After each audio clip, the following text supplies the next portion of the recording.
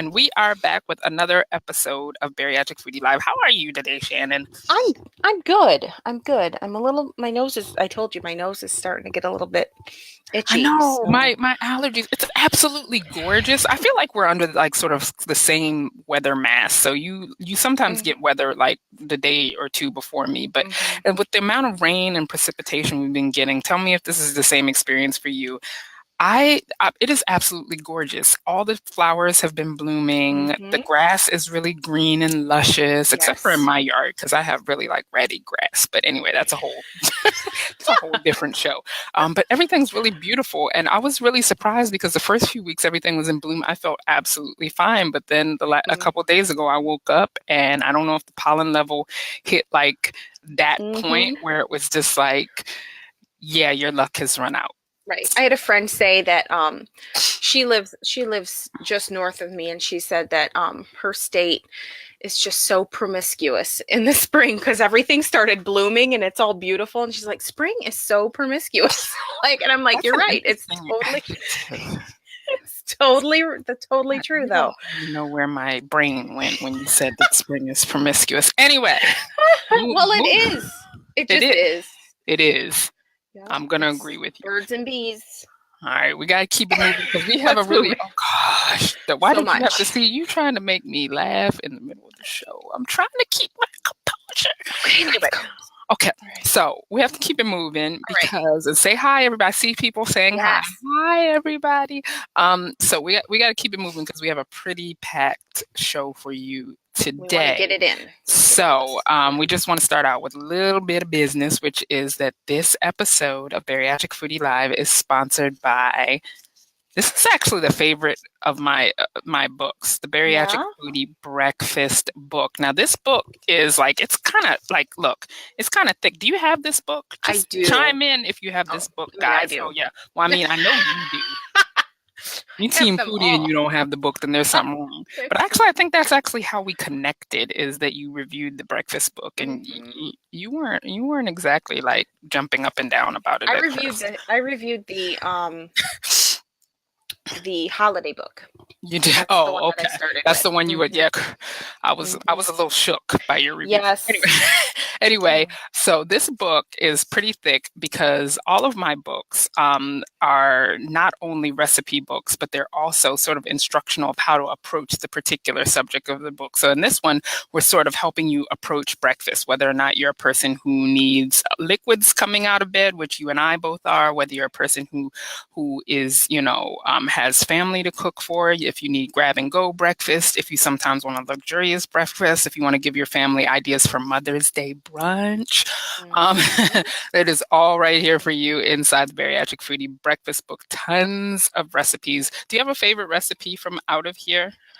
Uh, I would have to say that it is oh shoot, which one? It's one of the cottage cheese ones. It's there's a sweet one in there, and I was always team savory in cottage Hmm. cheese, and that recipe was the turning point in my um diversification of cottage cheese. So now I eat cottage cheese with I all don't kinds of stuff. understand you savory cottage cheese people, but I whatever. love.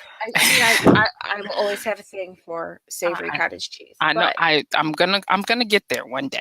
My my favorite recipe, I have two. One is a breakfast pizza because that's like on a low mm, carb, like wrap sort of thing, and you can mhm, easily make it sort of your size. You can cut it in one third or one half or whatever, and just put your little right. breakfast pizza toppings. And then the other one is in the unbreakfast section, which Yep. is breakfast chili.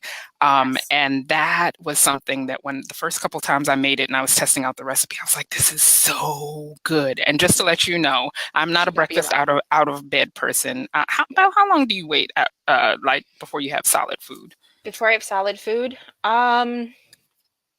after I drink, probably about so I drink my protein drink in the morning first, like just after I get up, and then it's probably about 2.5 hours before I have anything else. I would probably say the same too. I usually have a lot of liquids out of bed, but then I wake up at about 5 something, and then usually I eat breakfast around 8:30 or 9 o'clock. So it's actually, yeah, a good number of hours. But yes, so I love making ahead recipes and all of those different things. I think Chris asked if there's a biscotti recipe. No, there's not a biscotti recipe, but there are some great things like baked oatmeal and protein muffins and protein pancakes and things like that that will help you get your day off right. So if you would like to learn more about the Bariatric Foodie Breakfast Book, you can just go to bariatricfoodie.com/breakfast book. I will put that in the status message. Don't you dare leave us to go to that link. I will put it in the status update. Okay, so second quick piece of business that we have to talk about is the OAC convention. Who's going? Raise your hand if you're going. I'm going. I'm going. I'm so going. Me too. I am so going. Okay, so this year, the Your Weight Matter, the OAC Your Weight Matters convention. First of all, what is Obesity Action Coalition? I'm going to try and compact this really, really quickly. Obesity Action Coalition is a 55,000 plus member organization that is dedicated to improving the lives of people living with obesity in the United States by advocating for evidence-based and adequate treatment for obesity, advocating against weight bias and stigma, and providing education and support to people living with obesity. And one of the ways they do that is they have this awesome world-class educational, fun, social convention every year. And this year it is July 19th to the 22nd in Denver, Colorado. I'm excited. I'm on in the interest of full disclosure, I'm on the board of the OAC. So in January, we go to the site of the convention, and I went there. I'm really excited about going back to Denver because when I went there in January, it was sort of a whirlwind sort of thing. So I'm really excited to go back to Denver. I've been told, everybody keeps telling me that there must be something yucky about brownies in Denver because people keep telling me not to eat them there. Don't eat them. Don't eat the brownies. Chris is asking if we're going to go live from there. We went live last year, right? Yeah, we do coverage. We do full coverage. Now, we can't broadcast the sessions. That would be wrong. People have paid to be there. But we do recap the sessions, and we talk to vendors, and we talk to cool post-ops we've met and things like that. So yes, we will be coming to you live from the OAC convention. So please, please, please follow along. But I just wanted to mention that because early bird pricing for the convention actually ends May the 15th, which is next Tuesday. And early bird pricing, it's like you get 2.5 days of education. Like, I'm talking about really good presentations with actionable information that you can take back and incorporate into your life, like right now. Like lots of social events, exercise classes, everything that you're served at this convention, you're given like the nutritional information for a great venue, great location, and the registration for the actual convention is like $90. And so that is the early bird price, and that is what is going to go away after May 15th. So if you are thinking about coming, if you're in the area, if you want to meet me and Shannon and give us a hug, because we just hug everybody. We are like serial huggers. We've been working on asking people before hugging though. Like, yeah, like our friend Donna. Like, I asked Donna's husband if he wanted a hug, and he was just like, no. So please don't hug me. I respect that though. So if you just want to, sort of meet and, just get overwhelming love and support, who else is there as the person that I fangirl about? You know who it is, Shannon. Who is it? Michelle Vicari. Eggface is gonna be there. Eggface is actually the president of the board of the Obesity Action Coalition. And she's at Your Weight Matters, and yeah, I fangirl. She's the reason why I started blogging. So I just totally fangirl every time I see her, and I've known her for years. Okay, so anyway, with that piece of business out of the way, real quick, we're gonna do our products we are crushing on. I'm gonna let you go first, Shannon. So Shannon's product that she is crushing on is. It is Trader Joe's Everything But the Bagel Sesame Seasoning Blend. Hold on a second. 1 second. I like that stuff. Now, okay, so what's in it? Okay, so what is in this? Ingredients. I love this. Sesame seeds, sea salt, dried minced garlic, dried minced onion, black sesame seeds, and poppy seeds. That's it. So that's the stuff that's That's it. like on the everything bagel Yep. that we love, Just, but we don't need the just carbs. We could just nope. have that. Now, how do you Mhm. use that? What do you I have put this on um almost every vegetable that I've eaten in the past, in like the past week. Put it on Brussels sprouts and green beans and Yeah, I saw the um Brussels sprouts you made. They look kind of good, mhm. man. It's like, I put this in cottage cheese and let it sit for a little bit so that hmm the garlic and the onion soften a little bit and the salt like dissolves and then you mix it all together. Um and I love that. That's like fabulous. yes. Because savory Oh, cottage that's cheese is my thing. So this is I what I'm. love This is that. what I'm. Yeah, that's what you're crushing on. Oh, I love it. Oh, Yes. yeah, Jen, you are thinking like me. Scrambled eggs. I I do it on haven't done that scrambled yet, eggs. but I love it on scrambled eggs. It's great. but But like you said, you have to put it in a certain time so it's not too crunchy. But I don't actually mind the crunchiness because right. that's part of what I like about an everything bagel. So, And true fact, I had to drive. Like I had to take a road trip to get this. So when I went, I bought two. I know you were like, oh, Trader Joe's is like, how far away? How many Like hours? it's like An an hour? hour, like an Yeah. hour and 10. And see, I felt like a total city girl because I'm like, I can think of like three Trader Joe's that I can be at within 20 minutes of They drive won't of my come to house. us. They won't come to where I am. They don't like our demographic, I'm, apparently. I'm very So fortunate that way. Okay, so that's the product you're that's crushing on. The product I am crushing on this week is, or every week really, because I have at least one a week, all the weeks. is this. It is, wait a minute, let me see. Ooh. This is called a Volpe Rollatini. And here's the thing, this one is my favorite. They come in several varieties, but my favorite is the mozzarella and pepperoni. They do a Mm-hmm. mozzarella and prosciutto. They do a mozzarella and Mm-hmm. salami. Um, so this is, now here's the thing is I looked them up because I expected them to be like some fine Italian company. They are out of like, I think like Nebraska or something Uh-huh. like that. So I really love that. It does say American made, so that's cool. And basically, this is now. Here's the thing. It's this like mozzarella and pepperoni, no nitrates added, gluten free. Now, can you? Let me. I'm going to run down the stats of this in a minute. Can you make this at home? Probably yes. Mm-hmm. Okay. But that's not the kind of moment this is for me. The kind of moment this is for me is I'm out, I'm running around, I get hungry. I do not pack food to go with me because the way my personal food addiction is set up, that food will never make the light of day. I will just eat it regardless of whether I'm hungry. So I don't tend to keep a lot of food on me. So I'm out, I need a snack, and I go into 7-Eleven and I can get Doritos or whatever, but that's not going to be good for me. So my local 7-Eleven has these, which is going to fill me up. It's yummy. It gives me sort of the meatiness that I'm looking for. I'm not Mm-hmm. overfull after I eat it, and it's good.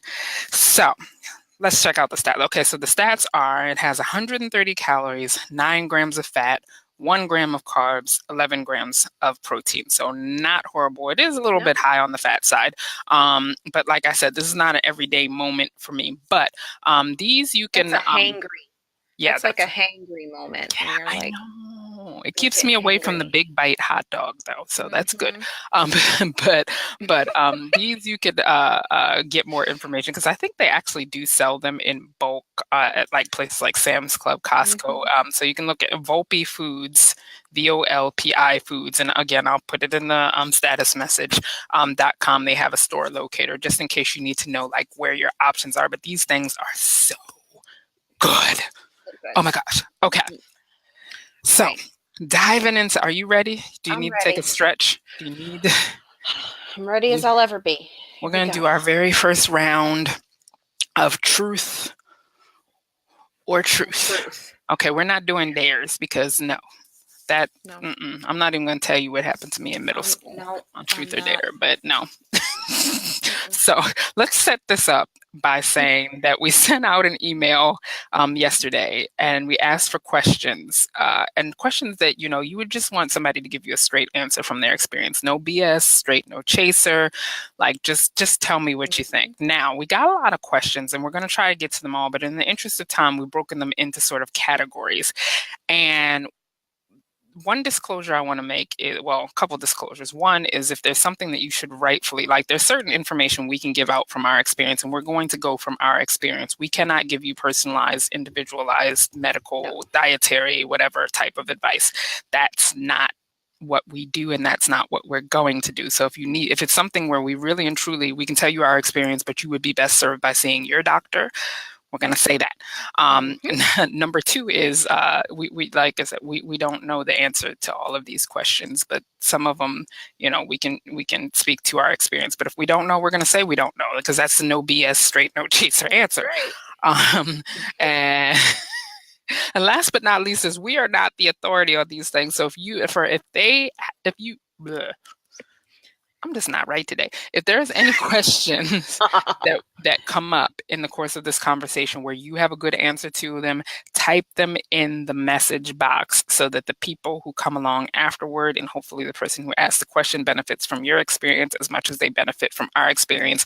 The only thing we ask you is to give, again, this is going to be a recurring theme throughout this show. We're asking you to give the no BS, straight no chaser. So if somebody needs to hear something that's a little bit,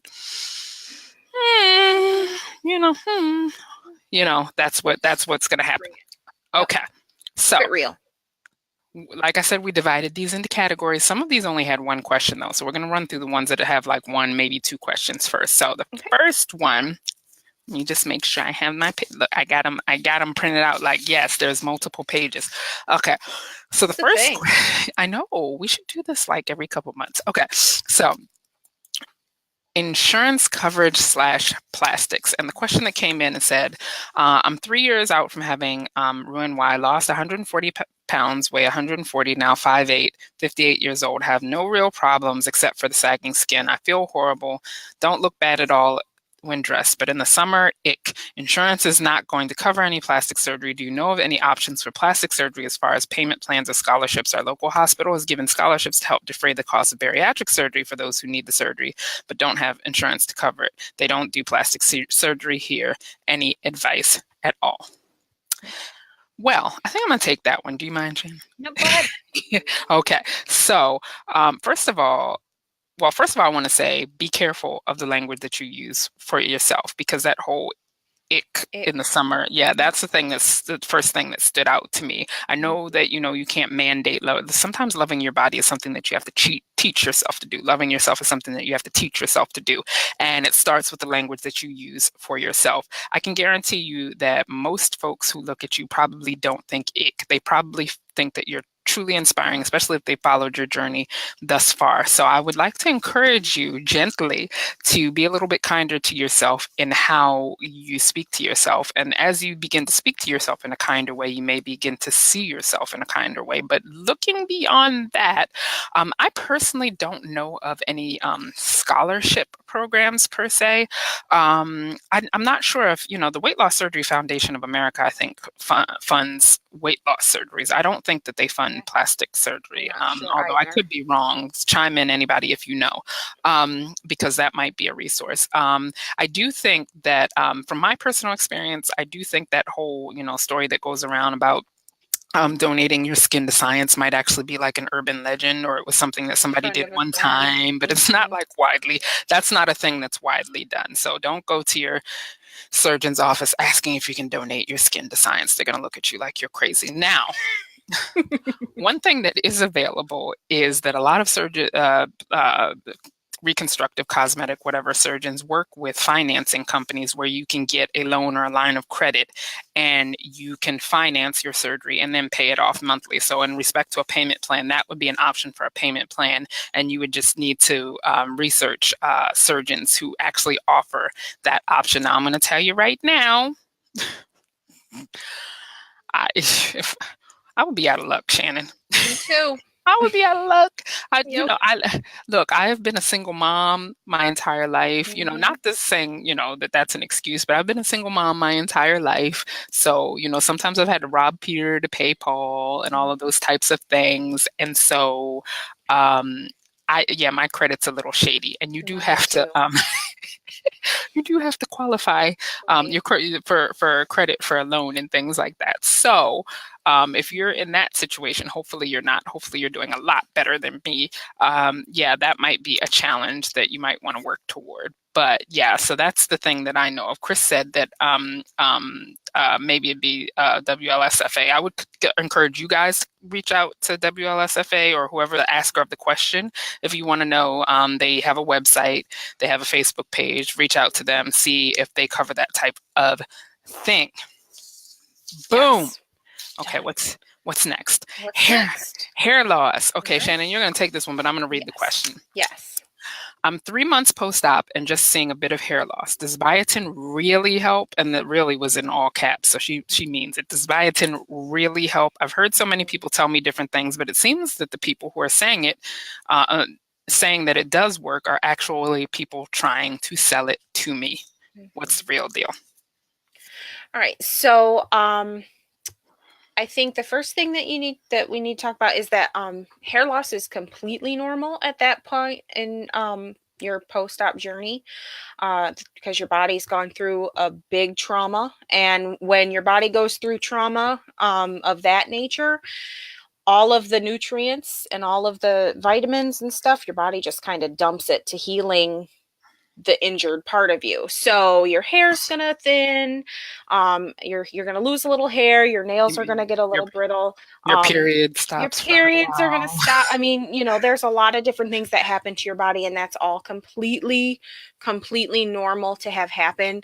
Um, in the case of biotin, I've always kind of heard that unless you are biotin deficient, extra Mhm. biotin doesn't really do anything more than just keep you not deficient. Like, it's not going to make your hair grow or anything, you know what I mean? Not In like my Miracle Grow. right, I from what I've heard, that's the general consensus, is that Yeah. unless you are deficient in biotin and you really do need to bring your biotin levels up, it's not going to really Yeah. do much. That's what my dietitian told me too, is in and of itself, biotin is not like some sort of miracle grow Right. solution, which interestingly enough, you guys have all heard my story. I have alopecia totalis. This hair that you see on my head is totally, I mean, it's mine in respect to the fact that I bought it, but it didn't grow out of my head. And Mhm. so, yeah, so even biotin wasn't going to help me because of the fact that Right. biotin wasn't my problem. in But yeah, in a she's, manner of biotin does help with protein, at metabolizing proteins and stuff. So in that respect, making sure you getting plenty of proteins, that's going to be a huge help for keeping your hair healthy and your skin and all of that stuff, because that's all going to be a really great, really important step to maintaining your hair and getting it kind of thickened back up after a little while. I think, what is it, like maybe 6 or 8 months? mhm, Unless I was an unusual case, because I've always had thin hair. Like, I mean, I didn't when I was little, but once I hit puberty, my hair was like thinned way out. So for me, I'm used to having thin hair, and I've done other things to help keep my hair looking thicker. But in general, I take biotin, but I take biotin in just as I said, just to make sure that I maintain your um, level, your my proper levels. Yeah, level. not to try and get my hair to grow. Let's see. Shannon answered that question like when we went over the answers. So she answered it like so thoroughly. I was like, "Girl, I'm not even. That's all you, because I don't have no hair, no way." Anyway, Well, I've done a lot of thought. I mean, I've done a lot of looking into getting my hair, you know, and I see on people point. chiming in that they took biotin and it did really help them. So there's evidence to support this, but I don't want to like dash anybody's hope, because if you Right. do genuinely have a biotin deficiency, then it can probably help you. But Mhm. yeah. So anyway, Yep. moving right along. Let's Head do it. stuff. And I Head think I'm gonna stuff. we got like one head stuff. Like, well, I mean, I think I would argue like all of this is sort of head stuff, but one Right. specifically head stuff. And I'm going to Mhm. tackle that question. And the Okay. question we got was from Kim. When somebody provided their name, I put the name. So from Kim, I'm 3 years out, down 110 pounds, stuck at 195 in a size 12, 14, was a size 22, 24. Why am I not happy with the results? Why is it not good enough? Even if I get that last 25 pounds off, will it be good enough? Oh, Kim, my love, my darling. I'm going to go Jan Van Zant on you, my Yes. beloved. Let's sit. Tuck in, guys. Okay. I'm about to preach. Um, No, okay. So I've always said, and this is an extreme example because she didn't say anything about loving or hating her body. She said she was not happy with the results. But I've always been of the opinion that you are perfectly capable of loving yourself, being obese or morbidly obese, and loving your body. You are perfectly capable of loving your body at a normal BMI or slash weight slash size, whatever. Conversely, you are capable of hating your body being morbidly obese, and you are capable of hating your body at a normal size. Losing weight in and of itself is not going to make you happy with your results, your body, how you look. That has to come from within. It has to come from a place of you determining what's important in your life, what's important in yourself, what makes you who you are, what makes you like yourself, what makes you like being in your own skin. And that doesn't have to be attached to a certain look or a certain size or a certain style of clothing that you wear or blah, blah, blah. One of the things that makes me feel really great in my skin is when I'm active. When I'm not active, I feel really bad about myself because the type of person that I want to be a person always on the move. I want to be a person who's capable, even if I hate running. Like I said, please believe if you see me running, the zombie apocalypse has started and you should One, run two. too. But I want to know that I'm capable of running or jumping on a trampoline or doing a cartwheel or a somersault or something like that. I like the fact that my body can do those things, and I like to stay active so that I can do those things. So that's one of the things that makes me feel happy in my own skin, and that's something that I had when I was in the process of just started the process of losing weight. I started to build that, and I have it now. So the answer to the question is if you get that last 25 pounds off, if you're not happy right now, in and of itself, you may not be happy when you get to your goal weight. You have to figure out what it is that makes you, what makes up your ideal healthy lifestyle, what makes up the things that you make you happy, that make you fulfilled, that make you live a life of joy and purpose and meaning.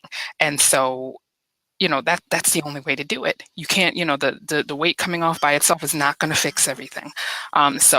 Yeah, and I don't like giving that answer because it doesn't sound like the answer that people want to have. But look, It's not, but it's the answer that they need to hear. no BS, straight no chaser, people. That's the answer that people need to hear is that, if you don't feel like it's good enough now, you're probably not going to feel like it's good enough in 25 pounds. And so you need to figure out, you know, you need to come to a place where you're feeling good enough right now. So you make me want to start like waving Waving the and hand up. water. And yep, I'm with God's you. gonna trouble the water. All right. Okay, so we All gotta right. keep it moving. Let's do it. Gotta keep Next it one. moving. Anatomical Yes. stuff. We got two questions that are anatomical in nature. Please keep in mind we are not doctors. We don't play doctors on TV. We're gonna try and go from our experience. But for anatomical questions, who's the best person to talk to, Shannon? Your doctor. Doctor. Okay, so we have one person who said, I'm now 300 pounds, no need for cholesterol meds, and my A1C is perfectly normal. I only eat 800 calories a day, no cheating with sugar or fat or carbs, not worth how sick I used to get. But in 1 month, my eyesight went from 20/20 to I need bifocals. I now have 7 broken teeth that can only be pulled. My menstrual cycle, which had been on clockwork, has gone crazy. I will need let's see, she has joint pain, needs knee replacement surgery. Why does it seem like, here's the crux of the question, why does it seem like my whole body is falling apart in just 4 years after my surgery? I take my vitamins religiously, eat as best as I can, and drink my water, walk about 4 to 5 times a week for 30 minutes. And sorry, there's a lot of phrases thrown in here. What is wrong with me? So There's a lot in here. Yes, there is. There is. Okay, so a couple of things. Number one is that when you well, number one is I don't know enough about you. I mean, even if I, even with the whole I'm not a doctor and notwithstanding, I don't know enough about you to know whether or not your labs are good, whether Mm-hmm. you're up on your vitamins, your nutrient Mm-hmm. levels. I would suggest that you go to the doctor and get a full, like, go to that, like, I'll post a link because I have a friend who ran a blog where she put the complete labs, that if you're only seeing your primary care physician, or not only, but if you're seeing your primary care physician for follow-up care, these are all of the labs Mm-hmm. that you need to get taken, and sort of what do you call them, the variances or whatever, it should be the Oh yeah, the ranges, range. the ranges, yeah, that you should be within as a bariatric patient. I would suggest you print that out, take it to your doctor, get a full set of labs going. um, Aside from that, just as a general note with weight loss surgery, is that you, like, I think you made a good point, Shannon. I'll let you make it. But when you have surgery, um, there's other, the surgery addresses your weight, your body weight. The surgery is not for every ailment that you have ever had, and it's not going to cure every ailment that you ever had. Sometimes when you are dealing with obesity, and especially morbid obesity, that's the focus of a lot of your medical care, because it's bringing up other conditions and they're trying to make you more comfortable and make you more mobile and address that obesity so that you can address other things. But there may be other things wrong with your body at the end of the day. And if your obesity gets resolved a little bit, I don't know where you started off with, or versus where you are now, but once you get that resolved a little bit, or get a little bit of that weight off, then those other problems sort of present in a little bit more of a pronounced way because of the fact that you've addressed your obesity a little bit. So I just wanted to sort of caution people that losing weight in and of itself is not going to solve every single medical problem that you have.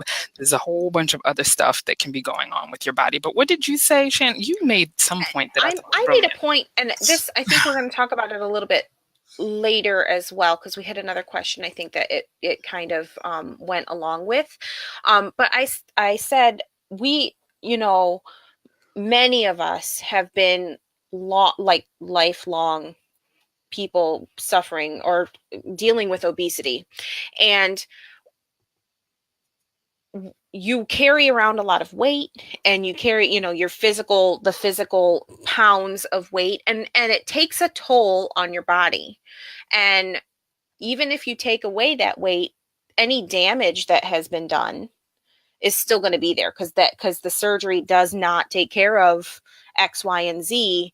Those problems are still going to be there, and you may notice them way more once you've lost weight. So Hmm.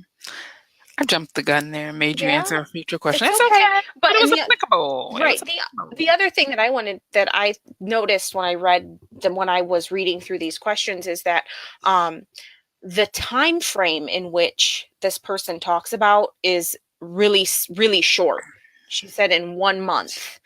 And I kind of feel like it wasn't a month. Like, I feel like sometimes it takes a long time for deficiencies to present, or you may think you're doing everything the way you're supposed to be doing it, but maybe it's not exactly Hmm. right, and that may take some time for it to show up. But then when it does show up, you think, oh my god, this just started happening. I Yeah. think I did the same exact thing when I, like, a week ago or 2 weeks ago, and I was like, oh my god, this just started happening, and I ran off to go and have blood work done. But that can, it could have been happening for years, and you didn't know, you didn't notice, Hmm. and so that was another thing that I wanted to mention. Yeah. So basically, it's not necessarily anything wrong with you, but the body is dynamic. It can present things in all Mm-hmm. kinds of different ways, and it's probably just sort of your moment to be addressing all of these issues, but you're addressing them and you're Yes. doing healthy things for your body. And so we applaud that because that's great. Um, let's see, what's the other anatomical question? Okay, so we have a question from Bev, who had a revision from sleeve to Roux-en-Y. It was to address reflux. After she woke up from surgery, they weighed her. She was up 11 pounds. It's been 3 weeks. It's not lost an ounce. How does the malabsorption work? My surgery was complex and I should have had laparoscopic, but I was so full of scar tissue, I had to have full open surgery. And a 2-hour surgery turned into a 6-hour surgery. In my simple mind, the malabsorption part of the Roux-en-Y, it would seem like I should at least lose the weight I gained in the hospital. So, how does my new body work? Okay. So there's a couple of questions going on in there. One being, depending on, and I actually know Bev, so I think she's a few years out from surgery. And so here's the thing, is if you're a few years out from surgery, and this is not necessarily, from my understanding, check with your doctor. From my understanding, it's not necessarily anatomical, but metabolic, that your body sort of catches up with you.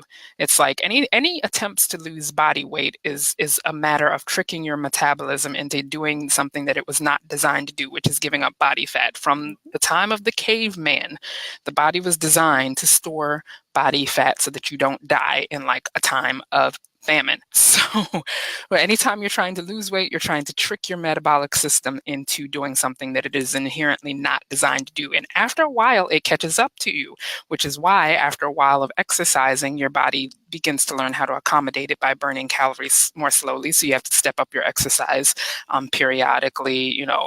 As you get smaller, you have to eat less because your resting metabolism goes down, things like that. So having said that, the whole not losing, well, first of all, when you have surgery, of course, you're going to have swelling, and the swelling and fluid retention can last a long time. Like a long time. And we get people all the time who ask us about that. It's like, oh my gosh, I got on the scale, I gained 3 pounds. How could this happen? I'm hardly eating anything. So if it's been longer than you think it should be, you should probably consult with your doctor and see if there's any, swelling still hanging around or any other sort of condition that's going on that's causing you to still retain fluid and weight and swelling. But on the whole, malabsorption front, it's like, as you're further, for all intents and purposes, like your weight should change, I think. Like I said, I'm not a doctor, but as you get further out from surgery, and a lot of revision patients will tell you this, is that it's not as easy to lose weight on a revision as it is that first time, because you don't exactly have that same shock to your metabolic system. Your metabolic system is like, I know what you're up to. I know what you're doing. So it's not necessarily that, boom, you're going to lose a lot of weight. So getting to how malabsorption works. This is a grossly oversimplified explanation because I am not a physician, but to my understanding, from my pre-op education class, during Roux-en-Y, a portion of your intestines is bypassed. A gastric bypass. That portion of the intestines not only absorbs macronutrients like calories from fat, protein, and carbohydrates, but also micronutrients, which are your vitamins and minerals, which is why it is extremely important that you take a good, upstanding bariatric vitamin. So inside the intestines, there are, what are they called? The little finger? Villi. They're villi. They're like little finger-like things, right? And they grab up the nutrients out of your intestinal tract. Now, from what I've read, as time goes on, the villi in your intestines after Roux-en-Y can grow longer and stronger. That's your body adapting, saying, I know what you're doing. I'm going to get these calories, whether you want me to or not. And so you don't end up absorbing as much as before surgery. And Roux-en-Y, I think we pretty consistently malabsorb micronutrients. So for the rest of your life, vitamins, you got to do it. But macronutrients start to get malabsorbed a little bit more efficiently as time goes on. I don't know how that works when you're a couple of years out from sleeve and whether that's the same thing, because there is no rerouting of the intestines. However, I wouldn't put it past the body to grow the longer villi just because you're not eating as much, because the body is shady like that. So but what I'm going to do is I'm going to post a link in the status after this to a great article on obesityhelp.com that explains the surgeries and how the malabsorption works for the Roux-en-Y, because that's a great starting point. And they break it down in a way that is really, really easy to understand. Mm-hmm. because I grossly oversimplified that. So, Yep. okay. So, um, the next category is the one we by far got the most questions about. Wait a minute, hold up. Let me get to it, which is eating. Eating. Mm-hmm. Eating. Okay, so we're going to do sort of rapid fire through some of these. A lot of these are like similar questions, but let's Yes. just sort of we're going to give you thorough answers, but we're going to try and, keep it moving. So I love the notes that people wrote here. And let's see.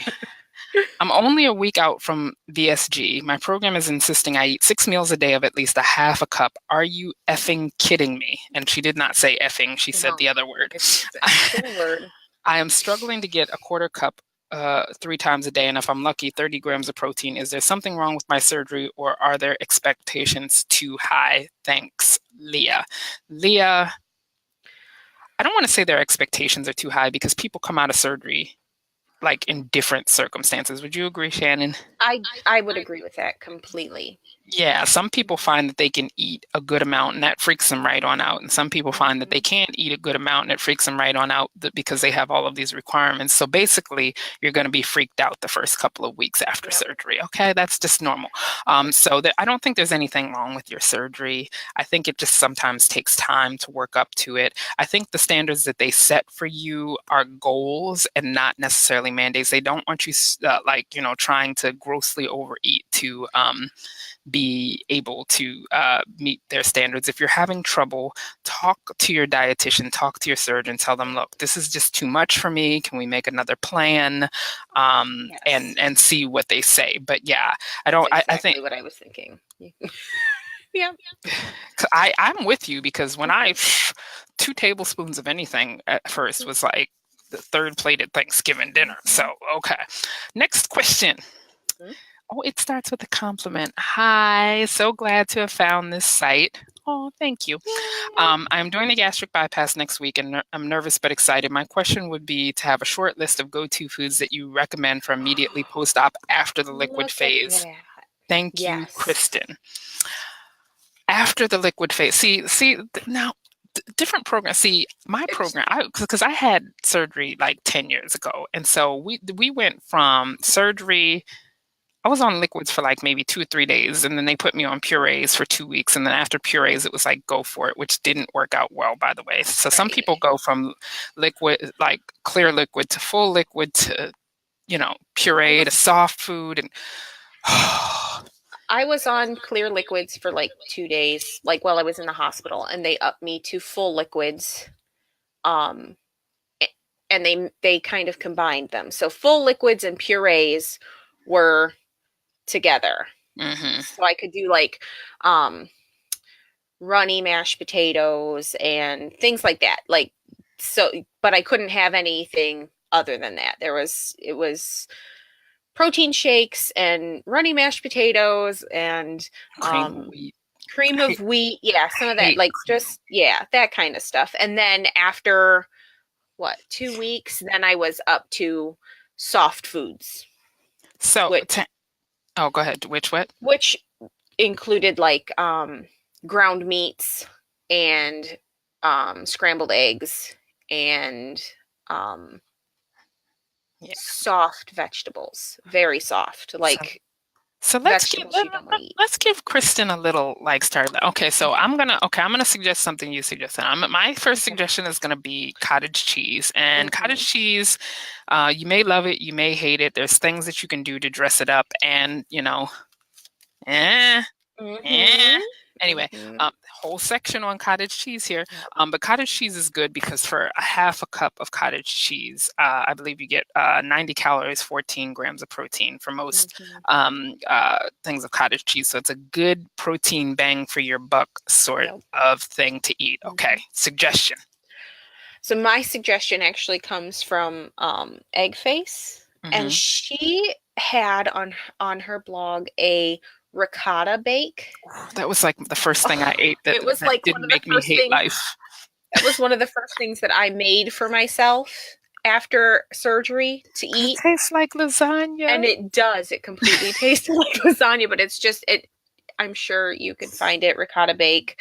Um, it was so good. Yes. That would be like if there were no other food that could tell someone to eat. I mean, Yes. that's the one that you have to know about. Oh my gosh. Okay, so one more round of suggestions and we got to move on. My round of suggestions is if you're going to scramble eggs, put some Greek yogurt in the eggs. It will Hmm. soften them a lot. Yes. A lot, and it ups the protein. You can do a splash of milk, but Hmm. the Greek yogurt is going to give you more protein and I don't want to be carb police at this point, but more protein, fewer carbs, and it softens it Yep. beautifully. So you get Yep. these light, fluffy, because eggs can be, even scrambled eggs and soft scrambled eggs can be a little bit hard for the stomach to digest right after surgery. But Hmm. if you are cleared for eggs, and especially if you want to do egg beaters, that's fine because that takes down the fat and ups the protein, Right. and all of that. Okay, last suggestion, Shannon. My last suggestion, go to food, go to food. I did a lot of because I still wasn't able to do a lot. So I did small like frozen, like I would put yogurt in like yogurt drops. Like I would drop little bits of yogurt and freeze them and then have a few of those, like just kind of because it made me feel like I could eat something that was good for myself, good for myself, but it wasn't like overwhelmingly like thick Mm. or anything like that. So that was another thing that I liked. It made me feel good. Awesome. Okay. Sweet. Next question. We got four more to go, so we can do this. Yes. Um, is it possible to do an all plant-based diet and get enough protein without overeating? I'm 10 years post Roux-en-Y. How many calories should I be aiming for?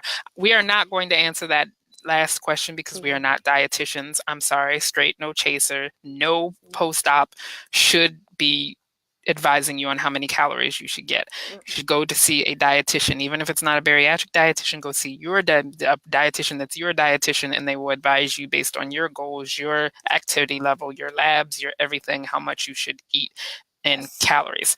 So, having said that, plant-based diet. I know people who eat plant-based diets. I know one person, I know one post-op who does completely plant-based diet, and one person who does, she's an ovo-lacto vegetarian, so she does eggs and milk, but not meat. Here's the deal. Um, you have to change your conception of overeating when you eat like a plant-based or a very natural diet. The body is actually designed, humans, you have to understand, are animals. We were cavemen once. We foraged. The healthier you eat, the more often you have to eat to keep Hmm. behind your body's caloric and nutritional needs. So if you're eating a really healthy, whole foods, nutritional, not very processed diet, you are going to need to eat a lot of food in order to Yep. keep up with your nutritional needs. You should not look at that as overeating. That is just how you eat when you are eating foods that are less processed. Having Hmm. said that, I think with an all plant-based diet, which we would commonly be calling vegan, you should accept the fact that you're probably going to have to work protein supplements of some sort into your life. And there's all sorts of vegan protein supplements, but you're probably going to have to integrate that into your life in order to get the level of protein that you need as a post-op bariatric I agree. patient. I agree with that statement. I Yes. I know a vegan. I know a vegan. She's not a post-op, but I do know a vegan. I'm related to her, and she is completely vegan, and She like a sister to you? she's like a sister to me. She is a sister to me, and but I mean, she has to be eating very regularly because she just needs that. She needs that She, sustenance. So she it's needs it. it's definitely a part of resetting your brain as far as getting over that overeating Hmm. mindset. Yeah. So. Hmm. All right. I am 15 years out, Roux-en-Y. We got a lot of messages from people who are many years out. And Many I'm out. 15 years out, Roux-en-Y. I eat, I feel full, but my stomach always growls. I think I am always hungry, even though I can physically only eat a small amount. Why? My best guess with this one, without knowing her very well, is that maybe, and I don't want to say, oh, there's something wrong with your brain. But in my brain, in the beginning, stomach growl meant hungry, Okay. but my stomach does not growl when I'm hungry. It growls actually when it's got too much food to work with, Mm-hmm. and it makes huge noise. So in my head, I'm associating growl with hungry, but it doesn't actually mean that I'm hungry. That's not what my body is trying to tell me. Yeah. So it's like, do you Mixed have any signals. advice? I think it's a mixed signal thing, just like you. I think and not no oh well, she said ruin why. So I mean, I think it's just a mixed signal thing. Like you think that you've always thought that my stomach is growling, oh, I'm hungry, but something is different happening, like you said. Like you've got enough in your stomach and that's just the sound of your stomach digesting or something. You know what I mean? Yeah. And Yeah. it's an ugly sound. It always happens when I'm in a meeting where everybody's Mhm. quiet, and then I gotta like act like it wasn't me. I have Right. this one particular coworker that I blame. So Yeah. anyway, so number Blame it five, on someone else. how do you stay motivated to eat healthy food? Actually, I should have put that in the our experiences section. But anyway, Mhm. how do you stay motivated to eat healthy foods? They arrange my insides, but not my craving for comfort foods. Terry, we have a very simple answer for that, and it lies in our motto. Do we want to say it in unison, Shannon? Let's do it. One, two, three. We We play play with with our our food. food. That was that So, was awful, but we did it. okay, let's try it again. Okay. We play with Play with our our food. Okay, we're food. just lost Let, cause. let, Anyway, let so you know what we mean. you know You what we guys mean. We play with our food. Yes, there is no food you can't make weight loss surgery friendly. You just have to be open to the form and how it's prepared. And I hope that's what Bariatric Foodie, if you go onto the website, shows you. I mean, we've got pizza, we've got cheesecake, we've got lasagna, we've got pad thai, we've got freaking Indian food, we've got curry chicken and rice, not rice, rice. Yeah. So potatoes. we have so many things like make your own Potatoes. takeout. We have lo mein, folks. Yes. Lo freaking mein. Okay, we have stuff from Olive Garden. We have knockoffs Mhm. from McDonald's. You know, Yep. we have a lot of these different things. Mhm. So play with your food, learn to play with your food. If you need to learn how to play with your food, go Yep. to bariatricfoodie.com and just start clicking through things. Just click through Yep. it. Rabbit 3 hours hole. of your life that you can't get Mhm. back, but whatever. It's a So rabbit hole. That yes. is for sure. Okay, last one on eating. We're oh God, it's 8:52. Okay, I know. so Let's. I'm 3 months and 6 days from surgery, and I'm having trouble. I don't know what I'm doing wrong. For the last 3 weeks, I've lost nothing. My blood sugars have been skyrocketing. I'm eating the same. Have tried eating less, eat more, going back to liquids only. Now I'm staying below 25 carbs a day. I keep an extensive food log. I average about 600 to 800 calories a day, 96 milliliters of liquid, between 90 to 120 grams of protein. I did have to stop walking for 2 weeks while my knee healed.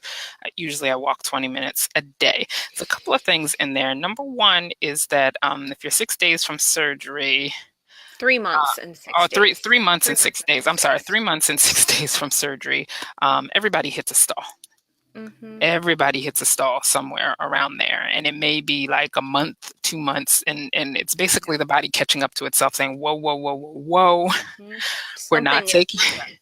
We're not taking in enough calories here. Are you gonna like if we slow down the train, are you gonna eat? Are you gonna do it? And then it's you sort of push past that point, you start losing more. Yeah. 25 carbs a day worries me a little bit. You need to talk to your dietitian about that.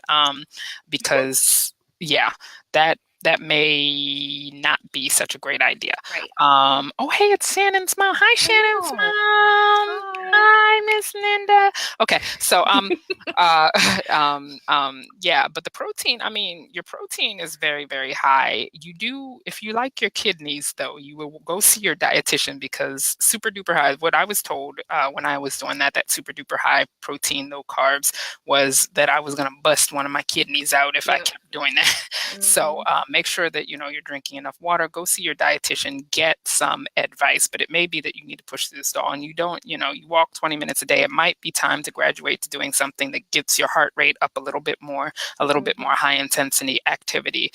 Because, like I said, the body gets used to what you're doing. It begins to learn how to burn calories efficiently for what you are doing. So you have to keep challenging it, switching things up. Yep. Okay. All of that. Let's see. Let's move on. All of Okay, that. we got 6 minutes to handle. Okay, so regain, I feel like we tackled regain a lot a couple of Yes. shows ago. So we're going to link to that show. I'm promising to link to a lot of stuff, and hopefully I'll remember to link to it all. If I forget a link that you need, please, Let us like, know. let us know. So let's see. Ruin why gastric bypass 10 years out. Lost the weight you wanted to. Got to goal weight. Stayed there about 4 years. Got complacent. Regained about 40 pounds and am in sheer panic mood. What can I eat to jumpstart my weight loss again? And all of the questions regarding regain pretty much sort of follow similar track of how do I start losing weight again. So the general answer to, well, let me read the other question that's sort of similar. 9 years post-op, past year has been very stressful, gained 10 pounds, previously gained 10 pounds within a few years, want to lose 20 pounds, but before it's totally out of hand, what is the best way to lose weight? The same way you lost it the first time, which is Yep. consulting your professionals. And your professionals may have changed, especially for if you haven't gained that much yet. You may not need to full out, go lay yourself at the altar of your bariatric surgeon and confess all your sins, but you may want to, check in with your dietitian. You may want to check in with your doctor. If you haven't been exercising, you might want to pick that back up again. If you feel like you're going to have trouble with motivation, getting an exercise buddy or a personal trainer or something like that. So far as what you're going to eat, dietitian, need to go see one. But I Yep. will say in general, if your appetite has gotten out of control, your eating capacity has gotten out of control, try going back to eating firm proteins. Firm proteins would be your chicken breast, your pork chop, your lean cuts of beef, as opposed to Greek yogurt and cottage cheese and tuna fish and things that are very, very soft. Because the things that we add to those things can up the calories, and we can usually eat way more of those things than we can of lean proteins. So I would say, lean proteins, good produce, with lots of fiber, things that keep you satiated, get your body moving, get in to see your dietitian, get into wherever you need to get into to be able to what am I trying to say? To be able to get yourself jump started with some goals on working on those healthy habits. And if you need help, as we have said a couple of times, there's the Bariatric Foodie Back on Track toolkit, which is basically a guide that's on Bariatric Foodie that helps you to determine where you are now, where you want to be, and those first sort of baby steps to get there, because you don't want to try and take on everything all at once. You want to one step at a time back toward where you want to be. The other thing that I wanted to address, there's two more questions in here. Is that one person said that they're 5 years out, thought they had it in the bag, was keeping the weight off with minimal effort. Now, just about 3 months before my 5-year mark, the weight is coming back on, 2 pounds a month. Help, is this normal? No. No. Mm-mm. No, that's not normal. And that's not to say that you are necessarily doing anything wrong.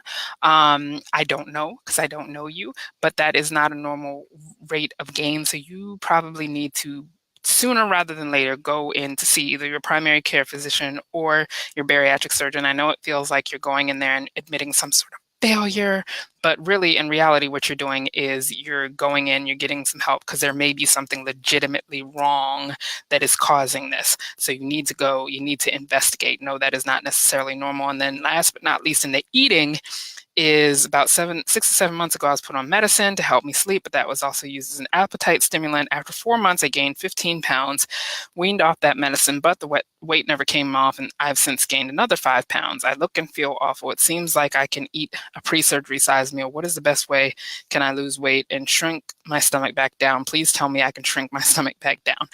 Oh, so let's talk about the stomach as an organ. Yeah. So the stomach as an organ is pretty flexible, even but depending on what surgery you have. Did she say what surgery she had? No.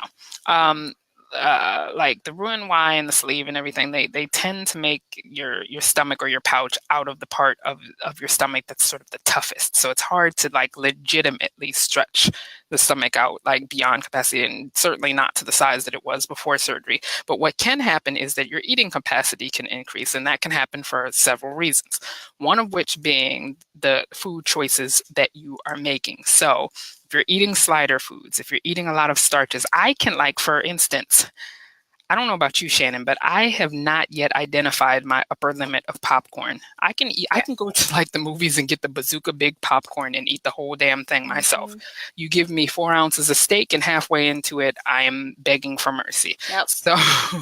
So, Yeah. look at your food choices, journal your food, be honest with yourself, because it may be the food choices coming into place. And as you begin to make those food choices, again, like I said, with the lean proteins, the firm proteins, you may find that your appetite sort of brings itself into a more normal range for a weight loss surgery patient. Just expect to be hungry the first few days, and usually when you do that, give yourself permission to eat as many vegetables and as much protein as you want to eat, as often as you want to eat it, until you're back. I guarantee you it'd only take a day or two of eating like that before your body, before your stomach starts acting like a weight loss surgery patient again. If it has not, and you have genuinely like stretched your stoma out, if you had Roux-en-Y, or if you stretched your stomach out, that is a problem only your surgeon can address. Yep. You cannot address it. A diet cannot address it. There is no reset, no plan, no 7-day quick fix, liquid, grapefruit, anything that can fix a stretched stomach except for your medical practitioner. Exactly. Mm-hmm. All right. We're so close to being finished. I know. So let's just finish this out. We tried. Okay. All right. So our experiences. We don't want to leave anyone behind, right? Like no foodie left behind. No foodie left behind. Okay. So question number one about our experiences. Do you guys still get in all of your protein and stay low carb? Shannon, what say you? So I think that I do about 60-40 on protein and carb. And I wanted to make the point that the carbs that I try to choose are complex carbs, things that are going to offer me more than just the carb itself. So, things with good vitamins, good nutrients, things that are going to help me stay full. So choices that I'm trying to make are generally good for me overall. Okay. Ooh, we lost like a lot of viewers. They're like, look, it's 9 Like, o'clock. it's 9 o'clock. We can't hang with you. Okay. Right. So anyway, for me, I would say, yeah, I get in more than enough protein every single day. I think my protein stays around. I don't know what the exact average is, but it's always usually about above 100 grams of protein a day that I get. And my carbs, same thing. I try to choose smart carbs. Please keep in mind that carbs are not just starches. Carbs are fruits. Carbs are vegetables. I love vegetables. So I go smart carbs. I don't necessarily go low carb. I go smart carb. Okay.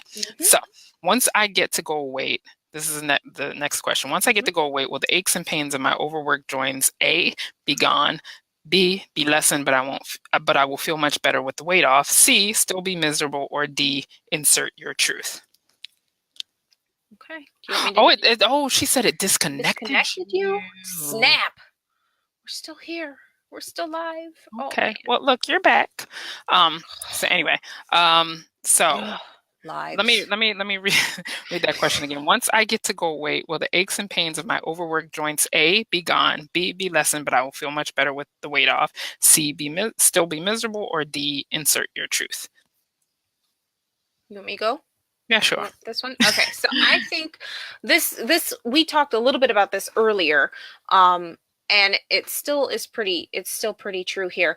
I think if we're going strictly by letter answers, I'm going to go with B, that they'll be lessened, but you'll feel better with weight off. But I have a caveat. And it goes back to, we've spent a lot of our lives dealing with obesity and carrying around a lot of excess weight.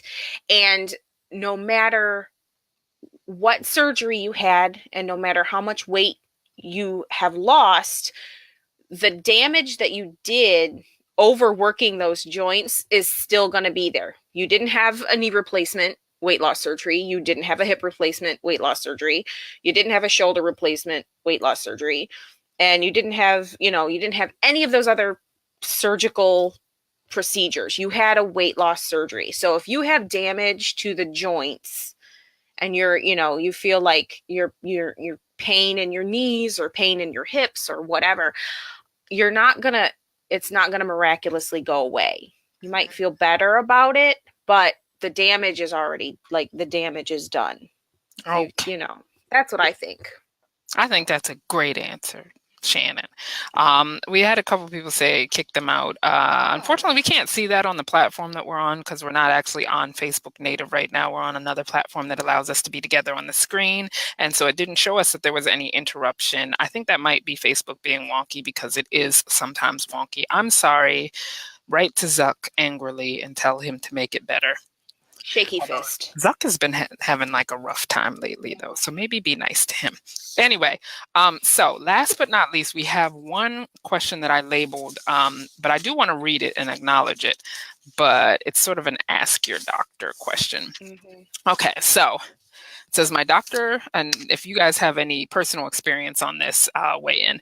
It says, my doctor started me on ursodiol Actigol for prevention of gallstones, but I stopped because of diarrhea and weakness. The nurse told me to take kaopectate, but who wants to be constipated? Question, did you have to take this medicine and do you think I should restart? Please give me some drink options. I hate the aftertaste and extra sweetness of artificial sweeteners, and water is getting hard to get down. Okay, so there's a couple questions going on in there. Yes, I did have to take the ursodiol for right after surgery. I did take it all because I had surgery and I didn't want anything bad to happen. And my doctor said something bad would happen if I had surgery. So, Same. So basically, it's like one of those things where you have to really, you have to listen to your doctor's suggestions. So that's if your doctor has told you to do something, my advice to you is always going to be do it. Yes, you may have some side effects, and discuss those side effects. They may have a way to help you manage them. But yeah, if your doctor told you to do it, yes, I do think you should do it. The drink options, the sweetness of artificial sweeteners and things like that. I was just discussing the other day, like I like lemon water. Some people like the cucumber water. I don't really get the cucumber. I know cucumbers have a taste, but I don't really get the whole cucumber water thing. But I like cucumber and mint together. Cucumber and mint, strawberry, just anything to sort of soften that water. Because yes, science doesn't exactly know why water is hard on the systems of weight loss or the plain water, but it can be. So try some different things and then also I would suggest if they have like Mio is good because it's a drink mix that you squeeze in, and depending on how much you squeeze in, it determines the sweetness. So you can go, just a hint of it in your water, or you can go full throttle. There's also this bottled drink BAI, which is like not nearly as sweet as a traditional thing. And so, those sorts of things all work. So got to try some different things. All right, Shannon, I think we're done. Yes. All right. Okay. Oh my gosh. We worked hard, guys. We'll do this again because I think if we do it more often, we won't have so many questions. And yes. I think that's true. So anyway, we're going to be back next week. And next week, I thought of a topic for next week. We just have to figure out what we're talking about, which is next week, I want to talk about the F word. And the F word is not that F word that the foodie put in the email. And no, it's not fat. It is failure. That F word. What it means, what it does not mean, and how we let the fear and anticipation of it rule our lives. This is good. We're gonna talk about failure next week. So join us next week, 8 p.m. Eastern Standard Time for Bariatric Foodie Live. And thank you guys for hanging in there with us so long. Bye. Bye.